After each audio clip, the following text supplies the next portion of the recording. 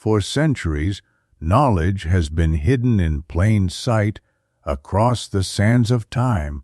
Whispers of lost civilizations, cryptic symbols, and forbidden histories have been erased or concealed. What if the truth was never lost, but hidden? Welcome to Eye of Ancient Mysteries, where the past speaks and the future listens. Sit back, open your mind, and prepare to uncover the untold secrets of our world.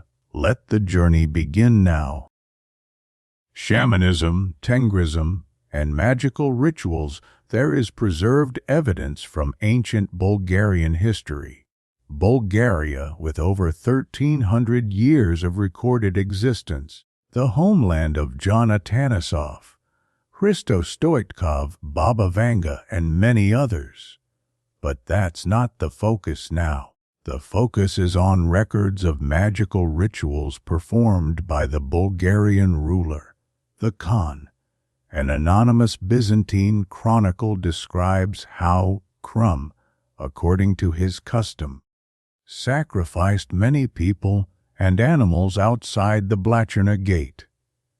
Then he stepped into the seawater, washed himself, sprinkled his soldiers, who bowed before him and praised him. During their pagan period, Bulgarians had their own magical practices.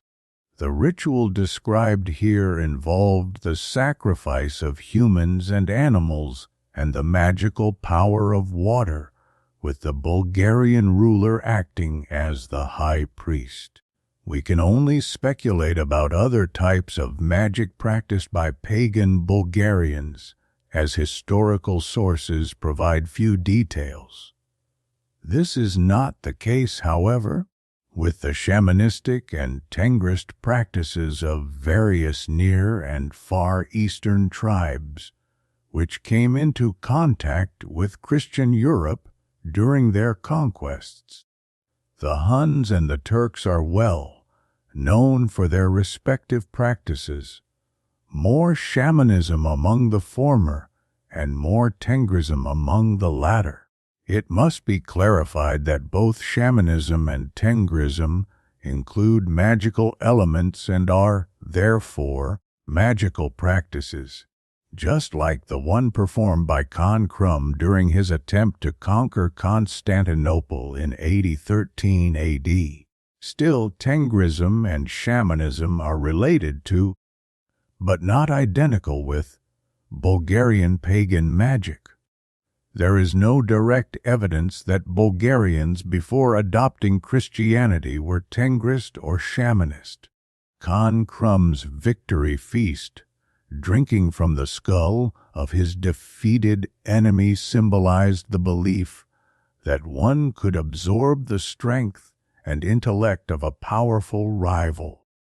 It's interesting to note that, in essence, shamanism and Tengrism do not differ significantly. However, in ancient Tengrism, the Khan played the role of the supreme shaman during rituals.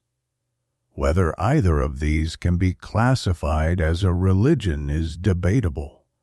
They are more akin to mystical, spiritual, and magical doctrines aimed at moral elevation and achieving a connection with the beyond.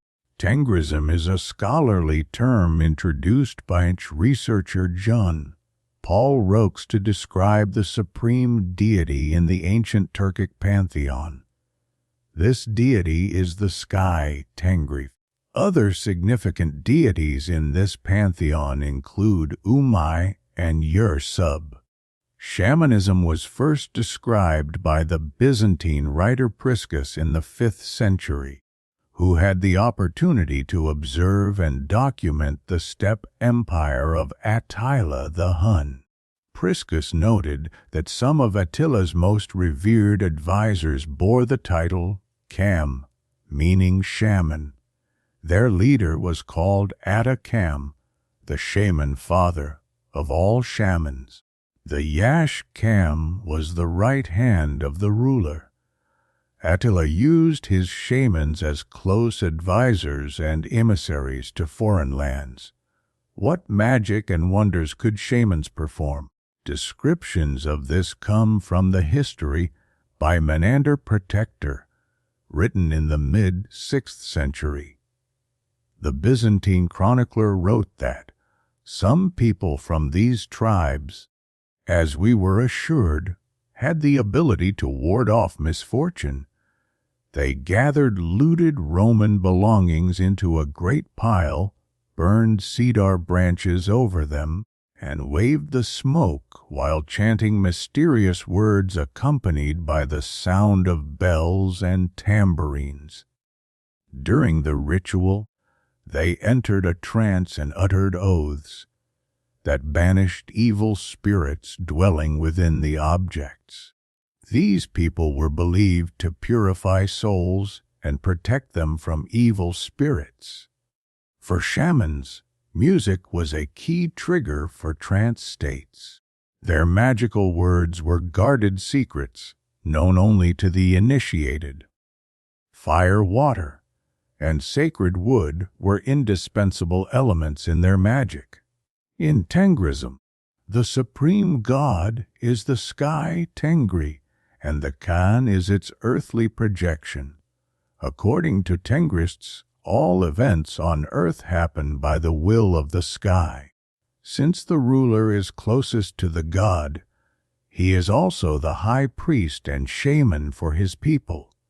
He possesses magical and superhuman powers.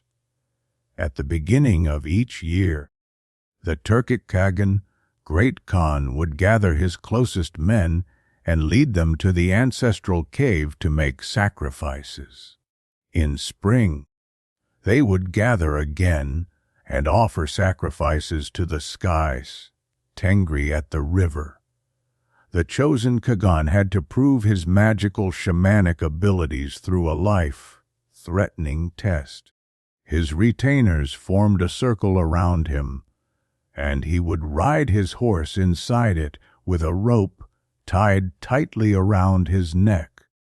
The rope would be gradually tightened until he uttered a prophetic statement. If he didn't, he was strangled, proving he was unworthy to be Tengri's messenger. Tengrism is still practiced today as a mystical and religious doctrine, though it lacks a supreme priest or ruler Khan.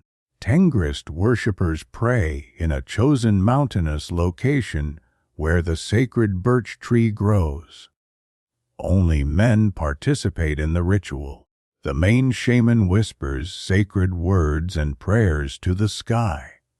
A fire is lit. Then they circle the birch tree 3 times, carrying cups of kumis, fermented mare's milk, and wine. After completing the circling, they drink from the cups and sacrifice lambs prepared for the offering. They pray for fertility and divine blessing.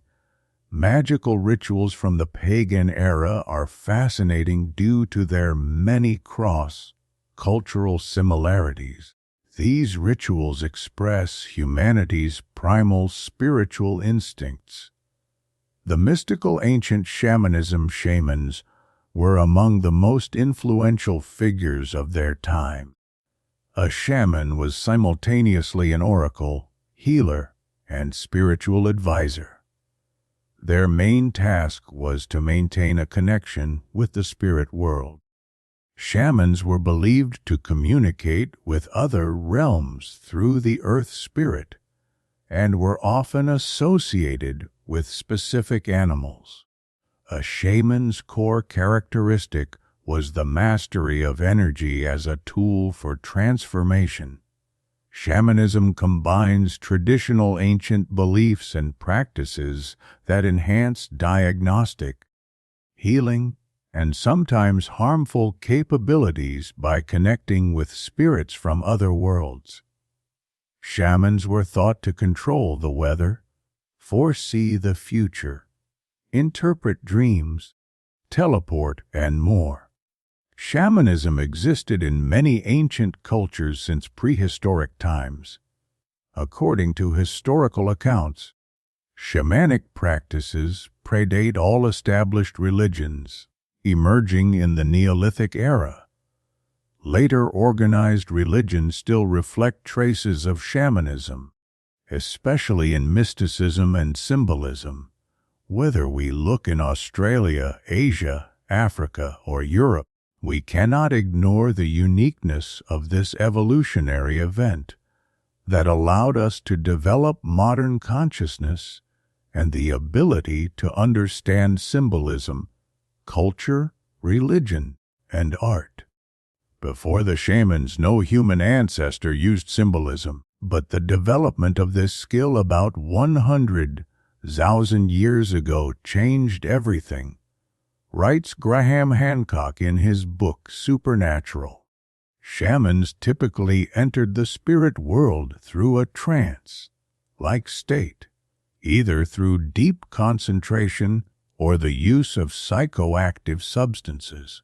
Methods included fasting, dancing, drumming, or using psychedelic drugs. In many ancient cultures, shamanistic practices were erased with the spread of Christianity. By the 5th century A.D., the Christian Church had played a major role in destroying Greco-Roman religious beliefs.